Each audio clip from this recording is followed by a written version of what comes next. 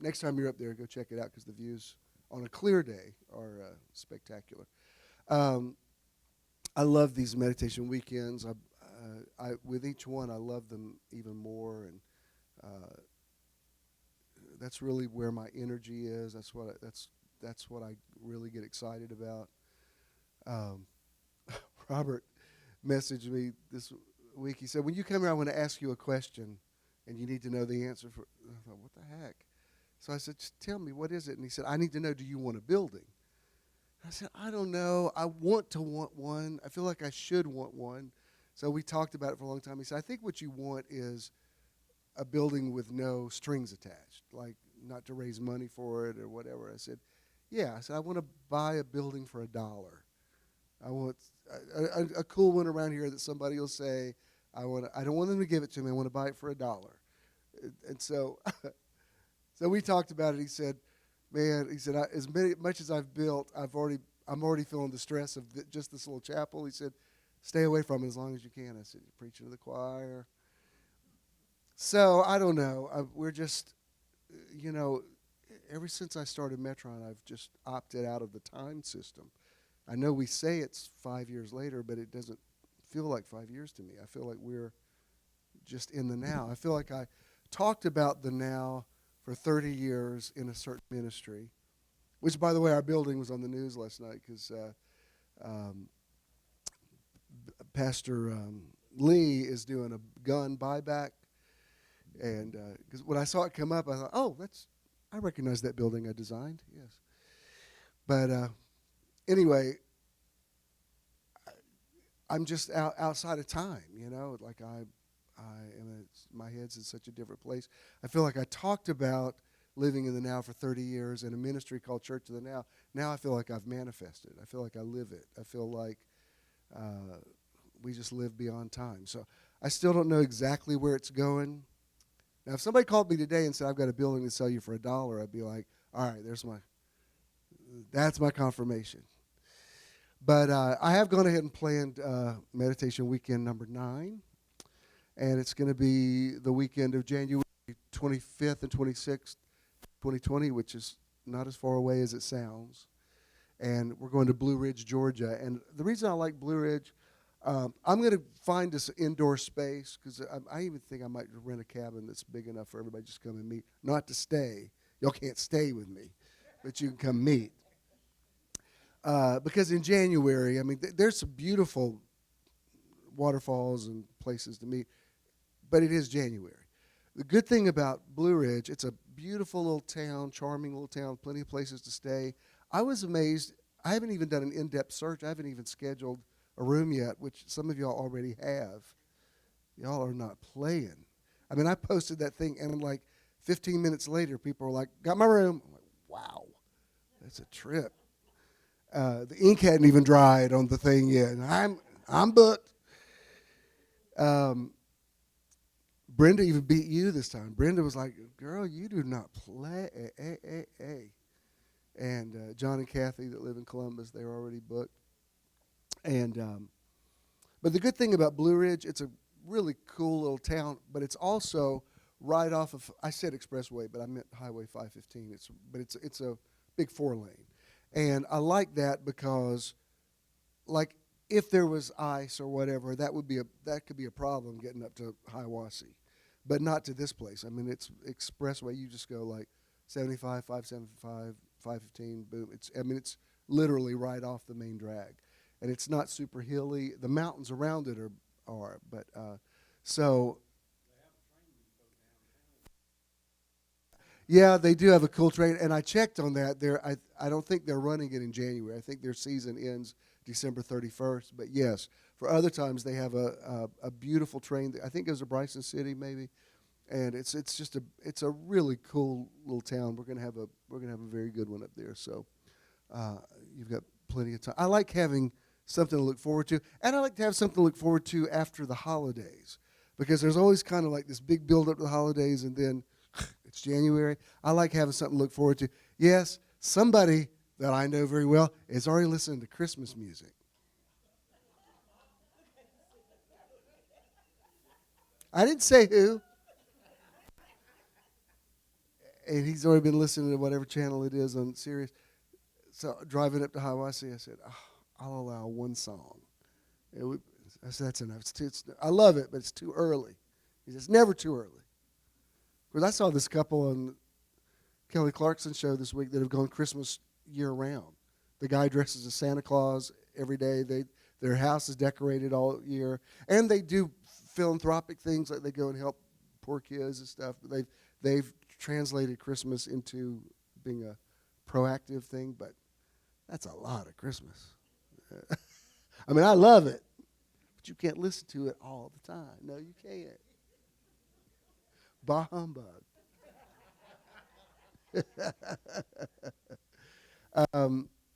So our outreach this month is to the Bahamas, to the victims of Hurricane Dorian.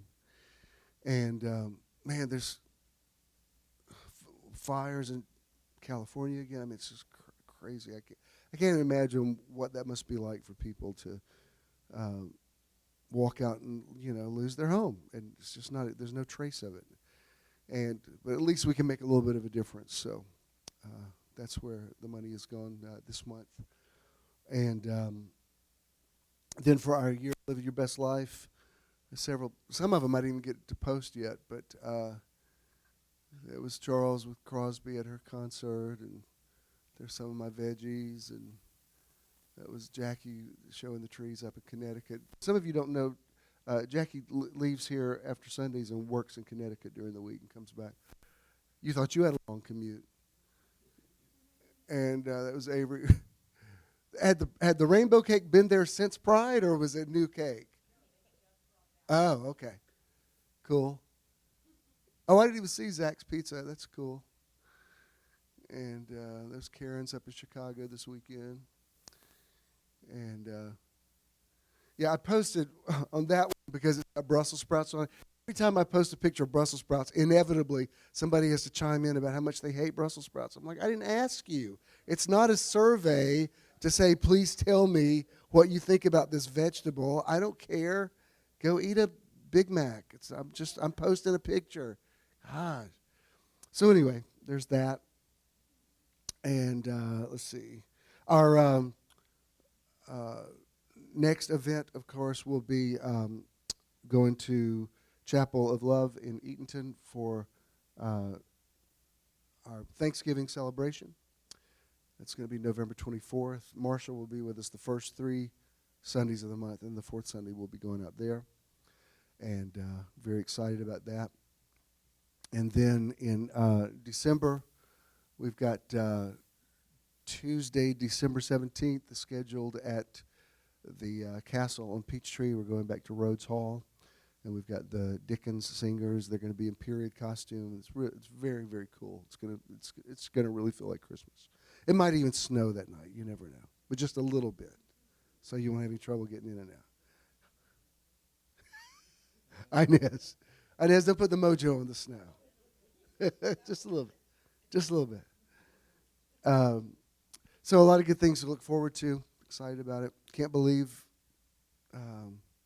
October's nearly over. I need to stop saying it because it's just crazy.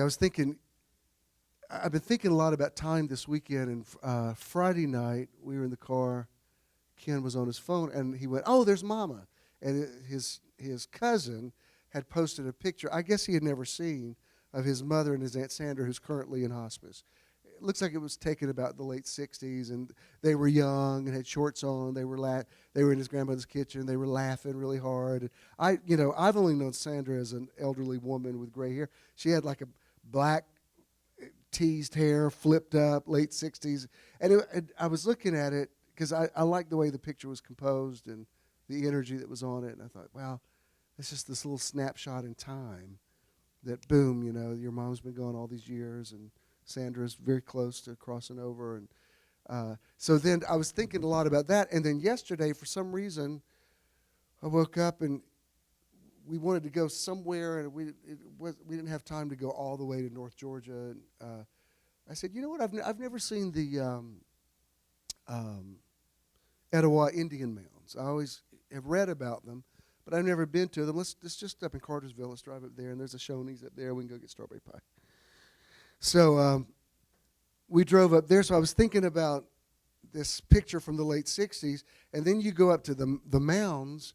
You can't really tell. There's three big ones, and they have a relief model in the museum that shows what it looked like. Those platforms at one time had what they would have called a palace on them, and they were like, they're made out of mud and everything. But I always thought this was the Cherokees. These people were here nearly 1,000 years before the Cherokees. These are like prehistoric, aboriginal, indigenous people that lived here, and it's really, it definitely has a vibe to it. I didn't even know why I wanted to go there. I just did.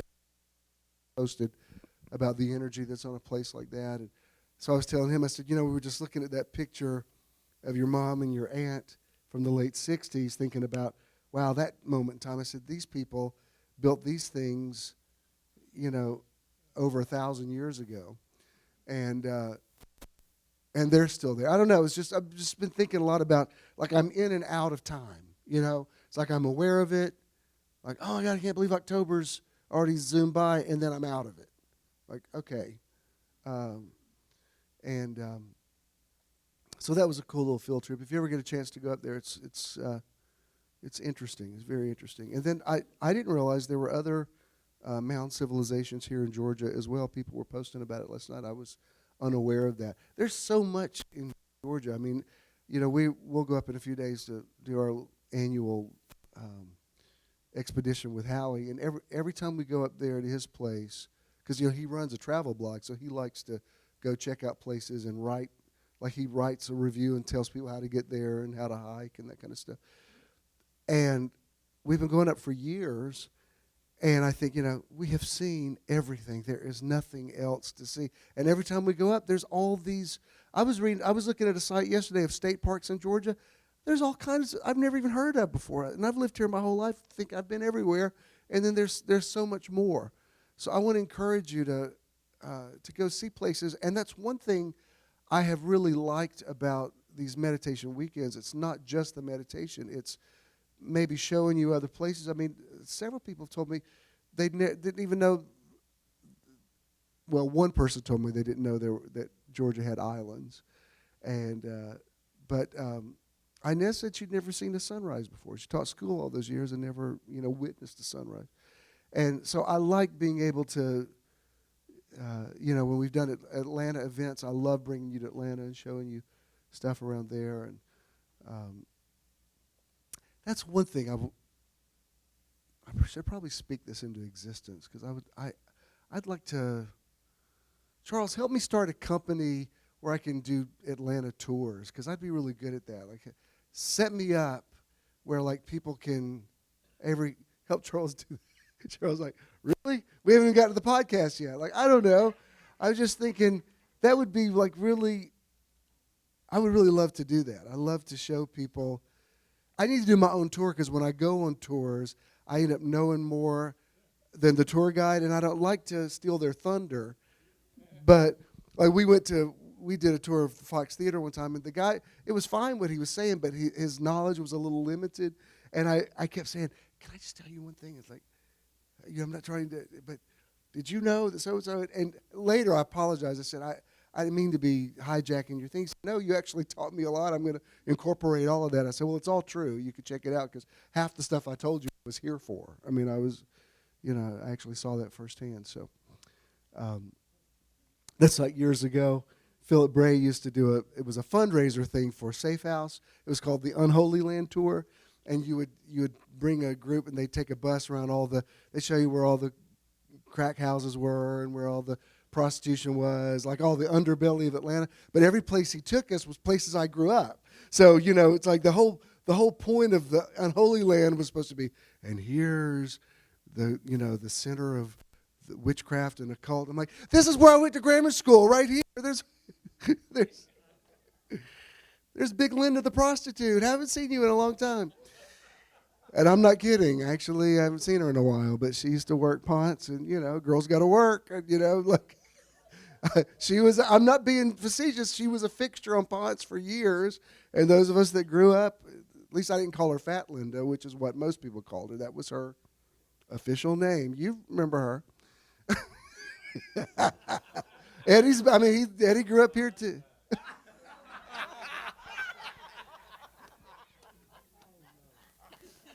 Thank you for coming today. God bless you. Drive safe. And them Six Flags demons got on you last week. We're going to come up here and cast those things out of you. That is funny.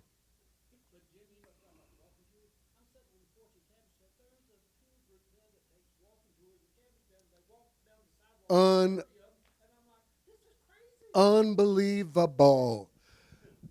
Cabbagetown used to, Eddie grew up there, but when I was doing ministry, that's where we would go, that little park there. I used to preach out there, and, you'd take food to people there. And now the houses, it's crazy what the houses cost in there. It's all gentrified, and they're doing tours. There was a time, people were like, don't go in there. Somebody will cut you. Now they're doing, everything's changed. Even, it's interesting, those of you that get off Boulevard to drive here, it's crazy, these high-rises, $500,000 high-rises across the street from the projects. And I don't know who's going to be buying there. Huh? Yeah, but little by little, this whole area is clearly changing, which is, it's interesting and strange. And I went to my HOA meeting this week. Ken was working late, so he wasn't with me. And we had the city councilwoman who was there. She had never met us before. Her exact words were, I didn't even know what this building was. I'm like, wow, okay. So it was nice lady, boring meeting. So we're sitting there like for an hour with her droning on about all kind of stuff. And then when she was through, somebody gave, you know how the city of Atlanta, I don't know if it's city of Atlanta, but there's two different companies that do these stationary garbage cans.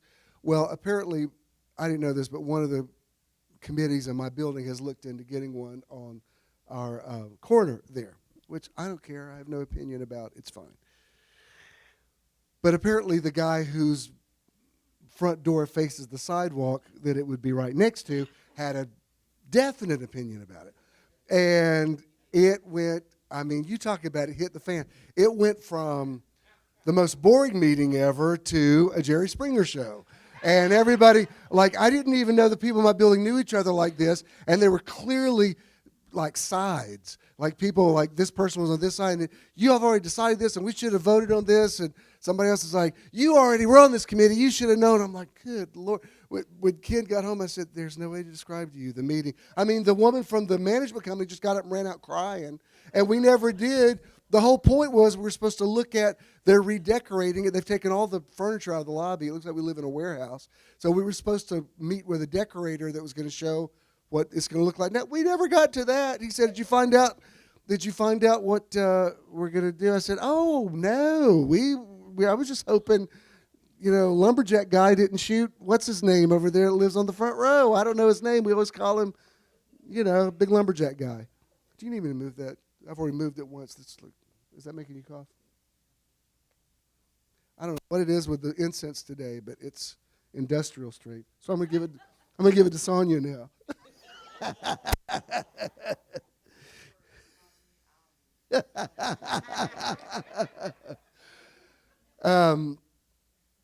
So that was interesting, and I'm trying to figure out what's happening with my building and my community, and it's just interesting. But that was sort of my week. But again, I want to thank you, those of you that came up. It was really a beautiful experience. And thank you for your feedback. I love your words. And Avery and I were talking about it Thursday. She said, I'm just aware that I'm just generally happier now. She says, I don't know when it happened, but I can just tell I'm more consistently happy. I said, I am too, and I've got plenty of stuff in my life that I could be anxious about or upset about or whatever. And I said, I'm not saying it's all because of meditation, but a lot of it is because of meditation. It just is. There's something about coming out of your thoughts and sort of observing your thoughts from a distance. It changes your perspective of things. And I think when you do it over a period of time, I think it really changes your brain chemistry for the better. Somebody in the last couple of days on my they don't go here, but on my meditation wrote, they were saying the meditation had spoken to them, but in it they had a list. You know, I've taught you the list, like please don't make a list of all the negative things, because the list takes on an energy on its own. And this person had a list, like first this happened, and then I lost my job, and then this and this and whatever. And there's no point in rebuking them, because if that's where you are, if you know, it's terrible what she's been through. But I wanted to say, you're going to have to break the power of the list, because the list that you just told me now is what's drawing more things to you. And the next time I talk to you, you'll have, now let me tell you what happened. And it can work in the positive for you. You can, if you're always talking it up, you just attract more good things to yourself. Just like even this past weekend, I don't know how many of you knew that this took place, but when I saw that it was raining, I said, well, and I don't want to pray against rain, because if I really pray against it, I could probably shut it down, and I don't want to do that. They needed rain. I'd never seen the lake so low there at Chattooga. So we were standing there in the lobby, the lodge. I like the lodge, but they just were not going to help me out at all. You could tell when I was like, can we do? No. What about? No. Can I rent? No. What if we did? No. It's like, so basically no is what you're saying. So I thought, okay, fine. So Avery and Ken are on their phones. They're looking for other spaces. And Ken said, there's a Holiday Inn down the street. They've got a meeting room. So I talked to the woman. I said, can we meet at your room? She said, yeah, come on down. She was great. We went there. And I said, well, what do I charge you? She said, I know, y'all. There were some issues staying there. I understand. But for meeting there, it was good. And she was, she just couldn't have been nicer. And I said, well, this is really a blessing that you're doing this, like short notice. Because a lot of times, I don't know if you've ever rented facilities before, but there's usually somebody you have to go through. Like it's not the person that's on duty. It's somebody else that's over that area. And people get real weird if you get into their area. Like if you go and rent out something to somebody and you didn't know that it was already being used for something, that can cause people to lose their jobs. So I try to be aware of that. She says, no, it's great. And Kim went back in and gave her a $20 bill because she really helped us out. And she said, I tell you what you could do if you want to. She said, I won't be here, but on the way out, if you want to bless the woman who's at the desk. So I noticed many of you did that. Well, come to find out, this woman had a whole issue going on because her husband was having surgery. It just kind of started this whole chain reaction of like so many good things came out of it. If the lodge hadn't been so adamant to say no, we wouldn't have gone to that place, which we wouldn't have blessed that woman. It just started this whole chain reaction. Now, again, I noticed Doc posted it again last night. There's two ways to live your life. One is as though everything is a miracle. One is as though nothing is a miracle. I live in the zone where I constantly look for miracles. Somebody yesterday posted, I posted a picture of us walking home from dinner Thursday night, and she said, I need to know, how do y'all take such good pictures? Like, what kind of camera do you use or whatever? And I just said, thanks, but I wanted to say, well, we don't post everything we take. Because there's some things we're like, no, delete that, no, cut my belly out of that one. And I'm not saying negative things don't happen. We just don't accentuate them. I want to present life as being something beautiful. And that's the way I feel about what we used to call praise reports. Now I just think it's just telling you what happened during the day. It's just like everything. And here's the thing. I know I'm talking about this all the time, but it bears repeating. The more you talk it up, the more it happens. I mean, Jesus said, to them that have more will be given. It's not rocket science. And even this morning, I didn't want to write a long meditation. I said I want to finish this today. But have we officially started podcast yet? No. Let me start that because I want to include this on that. Welcome to Metron Live, the podcast coming to you from Metron. Metron people, give the podcast people a big hand. Welcome. I've been talking. I'm not really doing a series this month. I'm titling the month "Think on These Things," talking about what were the words I used: consciousness, meditation, and words of life. And my cousin LaDonna, who teaches on Tuesday morning now, she watched the other day. It was the day that we were having technical difficulties, and Charles was having to improvise with his phone. And the opening thing is like, it's a lot of, this. She said, that's like the best teaching I ever heard. She said, I've listened to it several times. I could get 5 teachings out of that. I said, what did I talk about? And she went right down the list. I said, wow, you really listened. I mean, I'd forgotten I even talked about all that stuff. So what I was telling you before we started the podcast is this morning I posted, it's a quote that says something to the effect of, people keep complaining about the same things and wondering why the same things keep happening. It was something like that. And I just added a little to it. I said, magnets both attract and repel. And I was even thinking about, in James, where he says, resist the devil, he'll flee from you. I think, for people that's really their theology, they resist the devil so much that all they talk about is the devil. It's like no wonder they have so much devilment in their life, because everything's rebuking the devil, taking authority over the devil. So they're just, it would be over the top to call them Satan worshipers, but they're preoccupied with Satan, just preoccupied with it. Definitely. And I could just as easily, you have to read James's words in context, because Paul said, give no place to the devil. Jesus said, Satan's come to me, but there's nothing in me. In other words, I'm not ignoring that evil exists.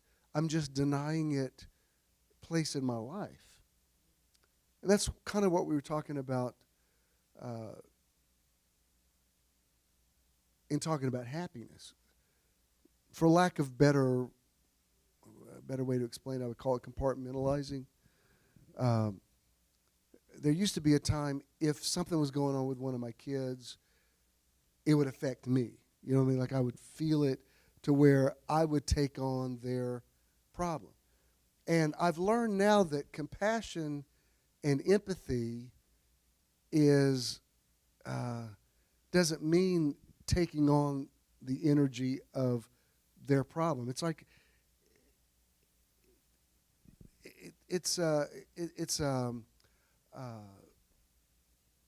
huge transition. Are you Zaire? Hey, good. And you're Roberto? All right. You found us. Sorry I didn't recognize you, but it's been many years since I've seen you. So, okay.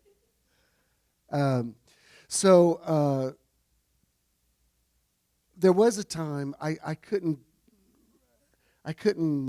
find that line of demarcation. Like, how do you feel empathy? How do you feel compassion for somebody without taking on their, for lack of a better term, drama? And it's like I've told you before. I was watching him this morning. There's a guy that lives. You can't see him from the sidewalk. He has a box of things over, down under where I can see it from my window. So I see, he gets up in the morning and I see him, he gets his stuff together and whatever, and he's homeless.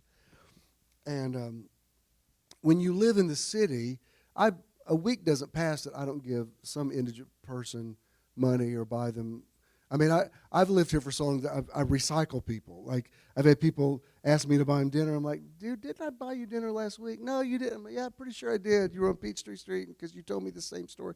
So, I mean, I'm in the community. But I also realize, it is what it is. I can't fix it. I can light a candle, but I can't change people's situation. I can be aware of it. I can do what I can to help people out. I cannot take on the entire problem of homelessness. And I told you this the other day. I said I can stand at my window, which now, this new building's going out over my window that kind of changed my view a lot, which is what I bought the place for, was for the view. And now I don't know if I've just gotten used to it or whatever, but I'm actually starting to like it better.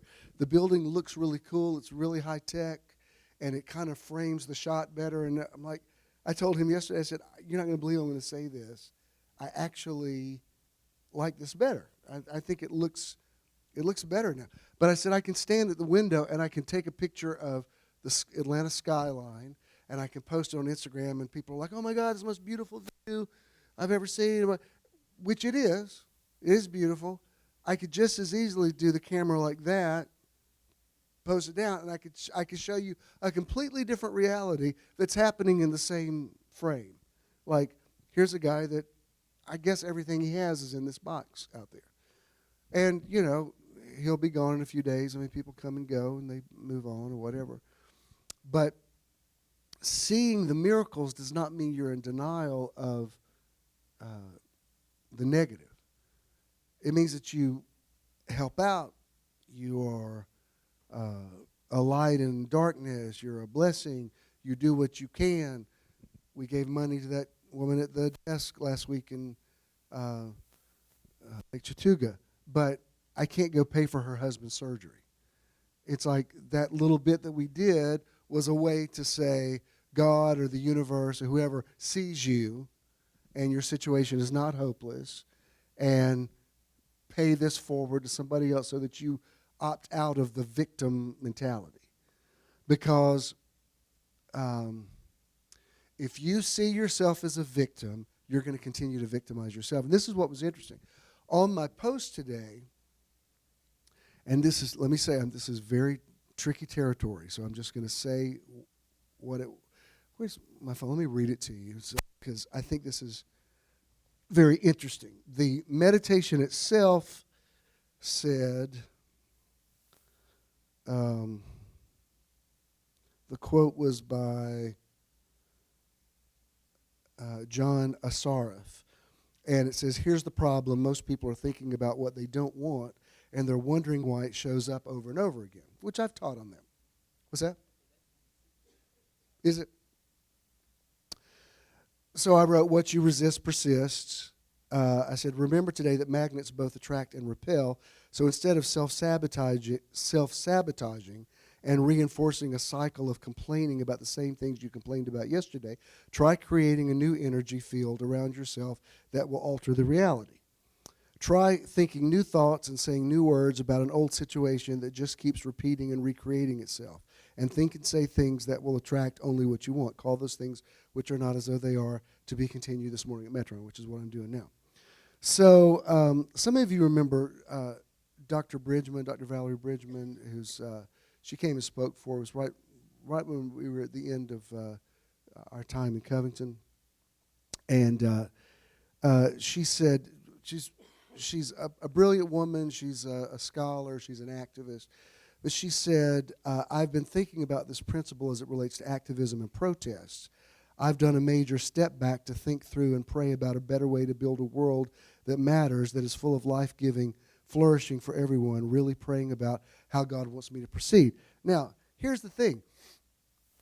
One thing I love about America is that we have free speech and that people can speak out. I am not anti-protest. I'm not telling anybody not to.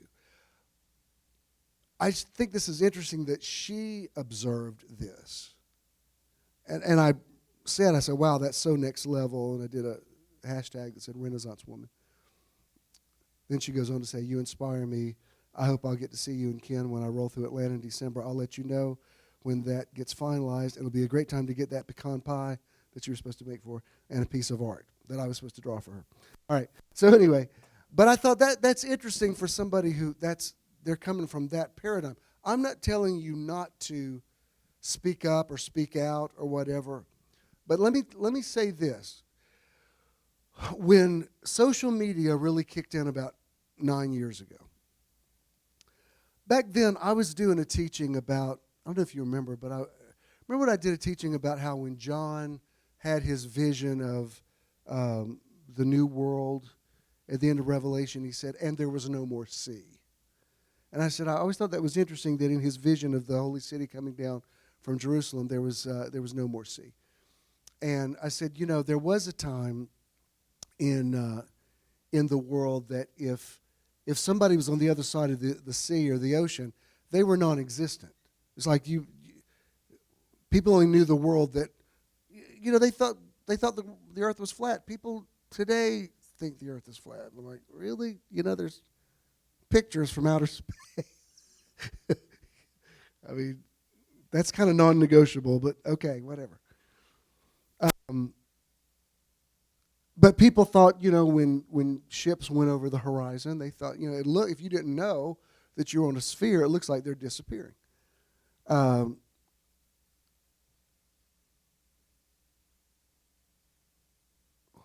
was I going with that? What was I just talking about? Oh, yes. Thank you. Line.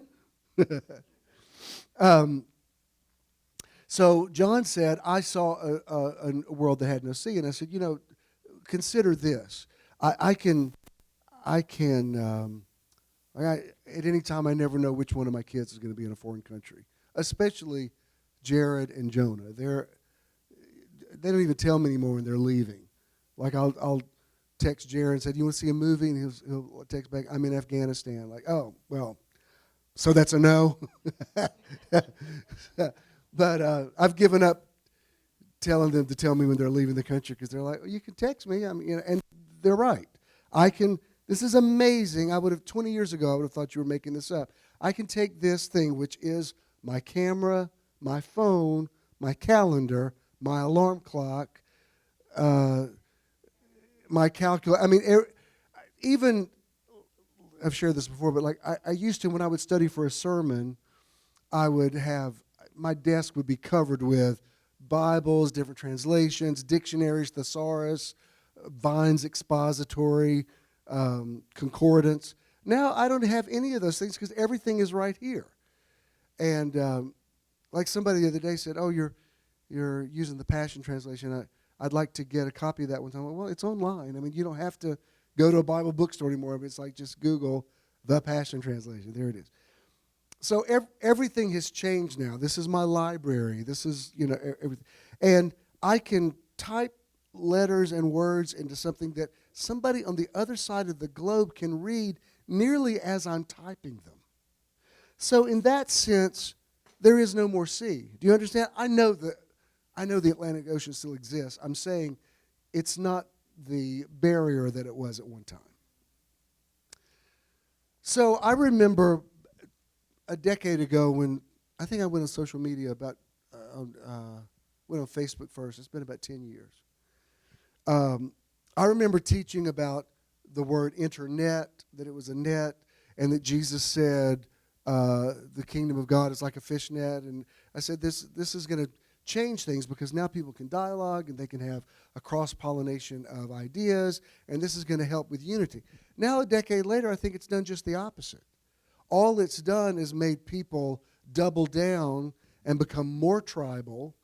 And I'm a part of it too. If I got 5,000 friends on my main page. If I see somebody post something that I don't like politically, I just unfollow them. I don't block them, but I'm like, I don't want to see that. I don't want to see that. I just don't want to see it. I don't want to argue with you about it. I don't feel passionate enough to even block you about it. You're entitled to your opinion. I just don't want to see that. It's just, to me, it makes me think you're an idiot. And it's also really hard when I'm looking at it like, good God, how could you possibly believe that? And 10 minutes later, you message me, hey, Bishop, could you please pray for so-and-so? I'm like, no, because you're an idiot. I can't pray for you. How could you have voted for, are you crazy? So like it affects my ability to minister to people in a generic way. So it's just better for me to opt out of it. And I'm sure there's people, if I were to post what I think about things, they would feel the same way. And I'm not telling you not to. I mean, people very close to me. I have relatives and close friends. My friend Howie, you look at his page, you can kind of see where he's come from. His posts are really funny. I don't get into it because I'm like, how do you have the stomach to argue with all these people? Because when you post that, it's like, wait for it, here it comes. And y'all just say the same things over and over and over again.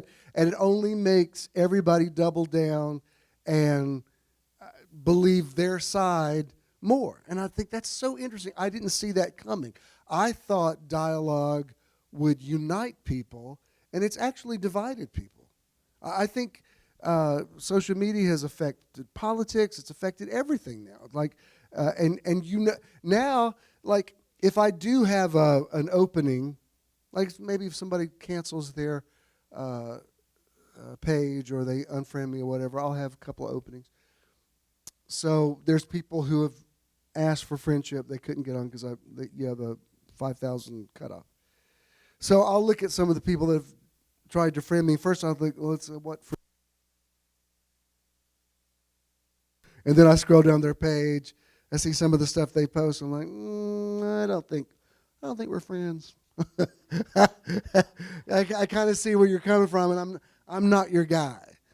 So it's like now, I'm sure in dating world, it's probably changed everything. You go out on a date with somebody, you can Google them, you can you don't even have to be a private investigator. Just scroll down somebody's Facebook page. If they're pretty active, you can kind of tell what's important to them, yeah. Well, I mean, and people have lost jobs, and people, so it's changed everything. And I'm not saying it's a bad thing. I'm addicted to it. I and need it because people, here, we've been here 5 years.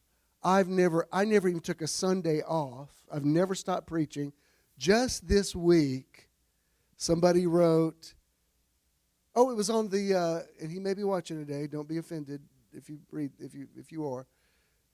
I checked in that I was at my HOA meeting before the fist fight started. It didn't quite come to fist fights, but it was pretty close. I was kind of entertained by it all. I was like, can I get some popcorn? And I'm going to see how this thing works out. But I guess for some reason he saw that post, and he said, I used to be a cameraman at Church of the Now. My wife used to work in the daycare. I was just wondering, do you ever do anything now? Have you ever done a podcast? Or do you ever... And, of course, Francis was immediately with a meme, and they're like, are you kidding? And I thought, well, as much as I think I'm posting too much stuff, I mean, I'm saturating the market. Apparently not. And I said, yeah, I sent him the link to all the podcasts, and here's a link to all the.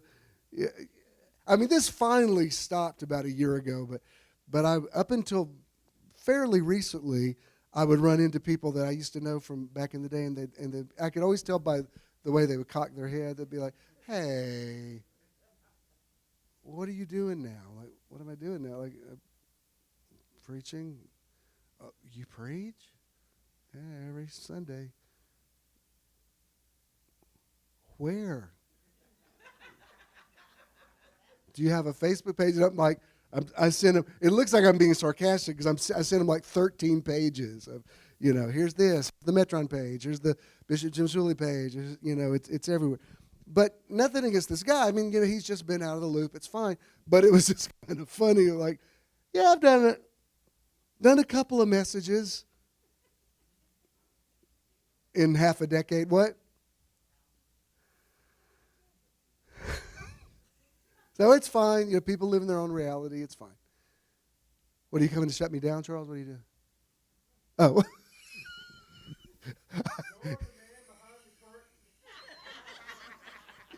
I thought Charles had finally had enough. He's like, that's it. I'm shutting this down. Right back at you, because he thought I was the other day. I went back to lay hands on Avery while we were praying, and Charles said, "We were back here talking. I thought you were coming back to like to get on me." I was like, Charles, I hardly think. That's because you know why you thought that's because your dad's a pastor, and you had a flashback.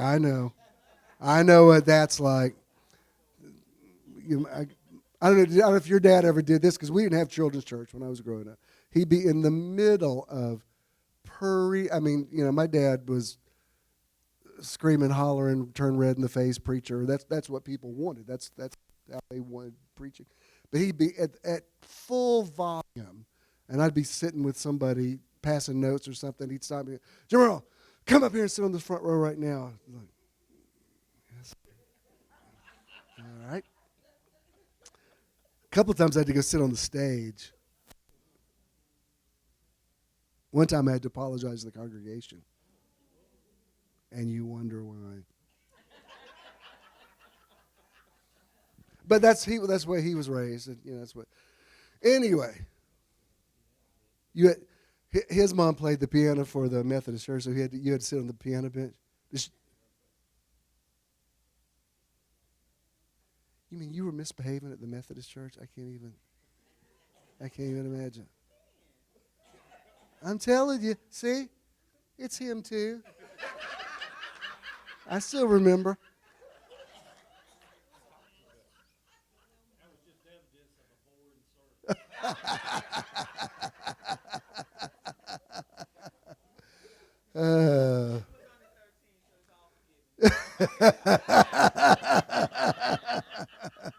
Under the age of accountability.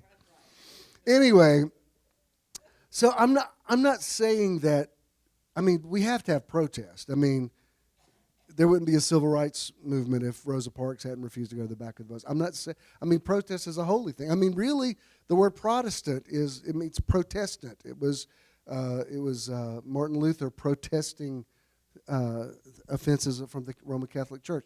So I'm not saying it's to do away with it. I'm saying if you're protesting something in your life all the time, rethink it, because the thing that you're fighting actually you end up energizing it. It's really interesting, because we were taught in faith is you pray against it and you rebuke it and whatever, and it would just persist. I mean, for the most part, the louder you spoke in tongues and the more demons you rebuked, it seemed like, even back in the day when we used to, like, if we had trouble with the mic, people say, we take authority over this service in Jesus' name, because we thought it was spiritual warfare. And we ended up having technical difficulties all the time. Like, the more you acknowledge that, the more it happened. It's the craziest thing. When I opted out of spiritual warfare, all the demons left. I mean, they just did. And so I'm thinking about that today. We're not going to do a full meditation, because we're going to do this service, a little ceremony. But I want you to think about all that we've talked about this month, because I feel like we've said some good things this month, and I think that last week was it really was the capstone on it. You probably don't have it, Michelle, but Roz took a picture, because they're called the Smoky Mountains for a reason. There's a lot of fog around them, but they were especially beautiful last weekend because it had been raining, and so there was. I think you had snapped a picture of the clouds just sort of hugging the mountains, and Roz said, some people would look at this picture and say this is earth touching heaven, but what you've taught us is that everywhere we walk is earth touching heaven. And then Avery had a really good observation about what the clouds looked like last week. And I just keep seeing how much the internal affects the external. And again, it's cliche, but let me tell you, life isn't happening to you. it's responding to you. And if you're in victim mode, and you can, if I could talk to you and within the first 30 seconds you're already telling me all the crap that's happened to you recently, I'm going to tell you something. You're your problem. It's not the devil. I mean, it's you. And until you get off that treadmill, and I'm not saying problems aren't real. I mean, I have my fair share of them. But it's amazing how when you don't energize them, how, they just sort of dissipate on their own. So I'm going to leave you with that. We're going to officially, Wellington, let's move this stuff out of the way, or Ken or whoever. And I'm going to officially end the service, but I'm going to ask you to stay right where you are because we're going to do a marriage ceremony. Some of you remember Zaire, who's Natalie's daughter, who grew up in Church of the Now. And so did you get anything out of this today? Do you understand what I'm saying? Do you understand what I'm saying about the dialogue? Like, I'm not telling you not to do it, but just think about what you protest in your life.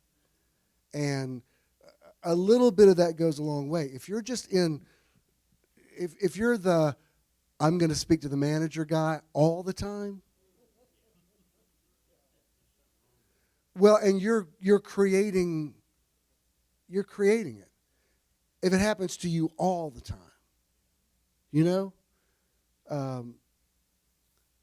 I mean, we eat out a lot. We patronize a lot of places. We hardly ever have bad service. I'm not saying it's always perfect. We hardly ever do. Friday night, we weren't in a hurry. We didn't really have any plans. I said, where do you want to go? He said, let's just go back to OK Cafe. So we drove up there. It wasn't even all that. We weren't even like needing a table quick. We were just, we're both sitting on our phones. We get there and the waitress, for my taste, talked a little loud, like everything she was saying, I was like, whoa, I'm right here. But so we're sitting there. Some people would look at us both on our phones and think, y'all should put those phones down and talk to each other. We are talking to each other. We're like, oh, did you see that? Like, oh, so-and-so. He's always telling me, your kids are in Scotland. I'm like, oh, I didn't know. Okay, tell them I said hey. So we're communicating through that. That works for us. But at a certain point, I said, where the heck is the food? We've been sitting here a long time. So he calls her over and he says, can I just ask you, so why does that table over there already get their food? Because we were here a long time before them. She said, well, y'all ordered something special. They just got turkey and dressing. And he said, we ordered turkey and dressing. Like, she says, you did? I said, yeah. Well, then it's like, I'm so sorry. I'm like, just stop apologizing. Just go get the food. We've been sitting here a while. So she came back and was apologizing. And she said, can I please buy you a dessert? I'm like, sure, okay. That's about as bad as it ever gets. I mean, I'm so unaccustomed to even something that's just that much off kilter. But there's some people, every time I talk to them, they left a restaurant in a huff. You got to save that huff. If you're always in a huff, it's you. If you always have to give somebody a piece of your mind, save some of that. You're giving out too many pieces.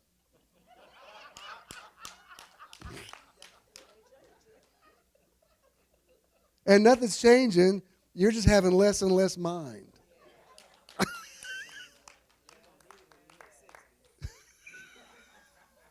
Ross said you're going to need it when you hit 60. Save all that. Save it.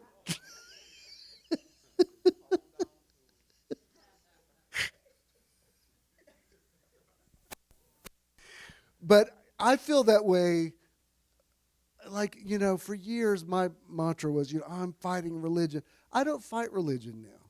I'm like, if that's some people's choice, if that's what they want, okay, fine. When I came out, I think a lot of the LGBT ministries thought I was going to be an activist. I'm like, I don't really do that. I mean, I just live in a world. I live in a world where, like in our building, I meet somebody if they're not having fistfights at the HOA meeting. I meet somebody, hi, I'm Jim, my husband Ken, and nobody, these are mostly straight people, married people, professional people, who the needle doesn't even, like not one person goes, what? They're just like, oh, hey, how you doing? Because that's the world they live in. So, but I feel like if I was always defensive about, like, guess what? Some people are homophobic.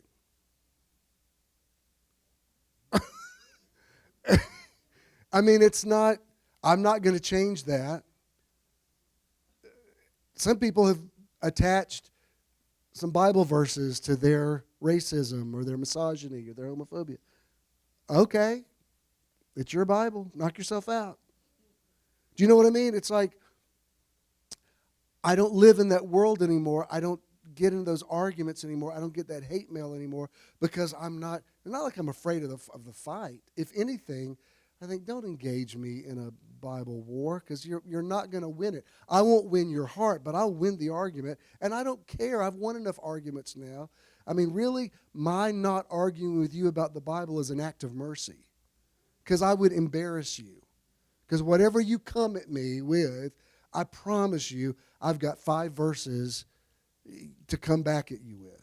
You want to argue about the end times or speaking in tongues or Leviticus, whatever. Baby, I've done it. And I can do it. I can do it better than you or anybody you've ever met. I don't want to do it. I don't live in your world.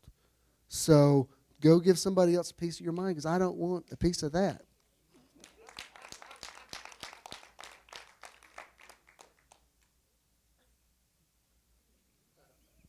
I don't. I ain't buying what you're selling. But if that's what you want, enjoy. You won't change any minds, but you'll feel better about, I guess. Actually, and I don't think she'll mind me saying this, I mean, in fairness to my mom, she's got a lot going on. She has her own issue and is my dad's full-time caretaker now. Yes, it is. It's a lot. And sometimes she feels,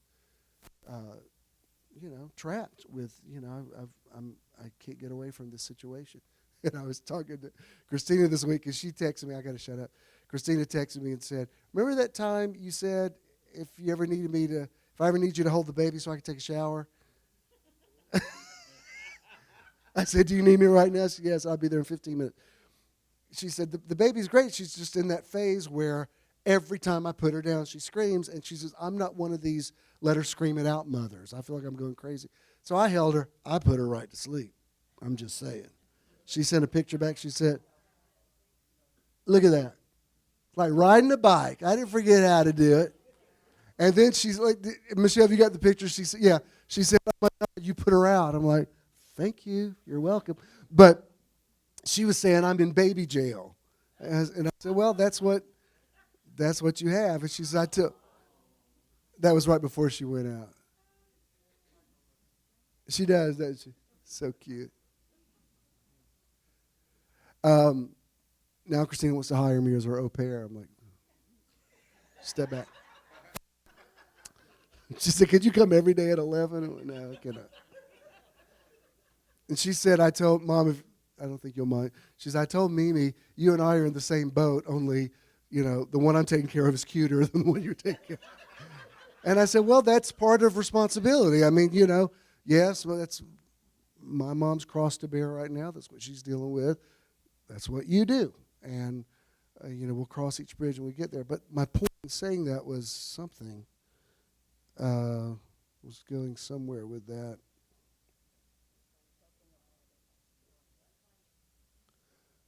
Yeah, I guess that must have been what I was. I was talking about when you complain about it. Oh, that's what it was. Thank you. So I talk to Mom. I call her every night, and there's sometimes it's been a difficult day, and I let her say her thing and whatever. And she texted me back the other night. She says, "I got to tell you, I thought venting about the situation would make me feel better, but it didn't."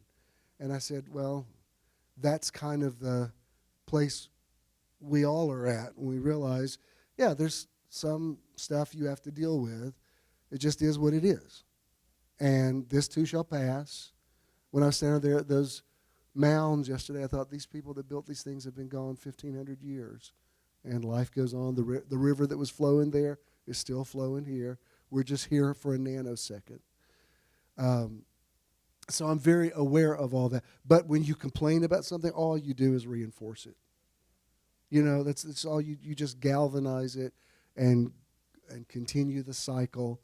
And I appreciated that she came to that conclusion. She said, you know, it didn't make me feel better. I said, I feel you on that, because there's certain things, you know, when you're in the middle of starting to tell something and you feel the Holy Spirit say, really? Are we really gonna tell that story again? And I'm like, but it's a good story. No, it's not really. Is it? Time, yes, gotcha. So, but you did get something out of this. All right. Then let's all stand for a minute. And again, I'm going to do the outro. I'm going to have you sit right back down. This will just take a few minutes. They've already seen you, so if you leave their wedding, Metron is quick they'll and see easy. you leaving. You can give any time using any smartphone. Text the amount you'd like to donate to 404-620-5044. You will then receive a notification that you successfully completed your donation. You may also visit bishonthennow.com and click the support tab to give there as well. When you contribute to Metron, you're also donating to the charity or organization of the month. Thank you for your investment into Metron. If you're making a check, make it to JESM, and Danny will receive that. If you have cash, just pay it forward, and we will see you next week. Thank you for being with us today at Metron. Peace. You may be seated.